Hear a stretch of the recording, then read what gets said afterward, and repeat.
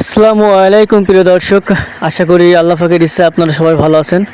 তো আমিও আলহামদুলিল্লাহ অনেক ভালো আছি।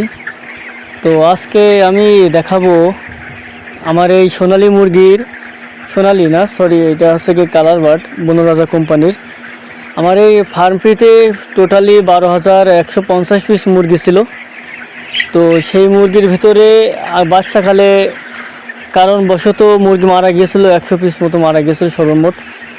তো এখন হচ্ছে গিয়ে বিগত আজ 3 দিন যে পরিমাণে গরম পড়েছে বাংলাদেশের আবহাওয়ার ভিতরে, প্রচুর পরিমাণে গরম। বাইরে যদিও বা তাপমাত্রা একটু কম, 37-38 এইভাবে, তারপরেও গরমের ভাবটা অনেক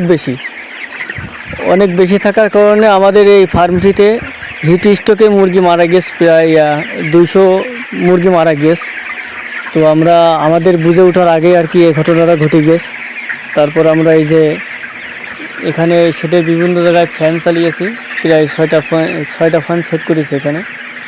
তো এখন অনেকটা ঘর ঠান্ডা। তারপর আমরা প্রাথমিক পর্যায়ে মুরগির বরাবরের মতো এর আগের ভিডিওতেও আমি অনেক 2-3টে ভিডিওতে বলেছি যে আমরা ঘরে মাঝে মাঝে 1 ঘন্টা বা 2 ঘন্টা পর পর ঠান্ডা পানি অথবা জীবাণুনাশক স্প্রে করে থাকি ঘরের ভিতরে।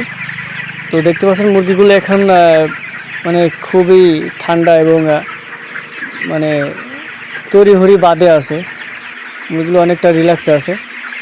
তো এইভাবে আসছে গিয়ে আমরা মানে পর্যাপ্ত চেষ্টা করছি, কঠোর পরিশ্রম করছি। দেখা যাক, গতবার আল্লাহ মাফ করেছিল, এবারও ইনশাল্লাহ মাফ করবে আল্লাহ। তো আপনাদের যাদের সোনালি বা ব্রয়লার ফার্ম আছে তারা অবশ্যই মানে এরকম এই গরমের ভিতরে মুরগি অবহেলা করে রাখবেন না।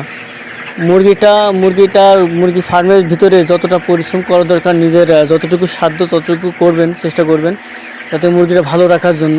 তাই বলে এমনটা কখনো ভাববেন না যে গরম আছে, আল্লাহ যদি মারবে না মারবে, এরকমভাবে মানে করবেন না। অবশ্যই গুরুত্ব সহকারে যতটুকু সাধ্য মতো চেষ্টা করবেন যাতে মুরগিটা সুস্থ রাখা যায়। আর অবশ্যই মাফ করার মালিক আল্লাহ যদি চাই তো অবশ্যই হচ্ছে গিয়ে মানে ক্ষতি কিছু হবে বা ভালো কিছু হবে। তো আজ এই পর্যন্তই, সবাইকে আসসালামু আলাইকুম।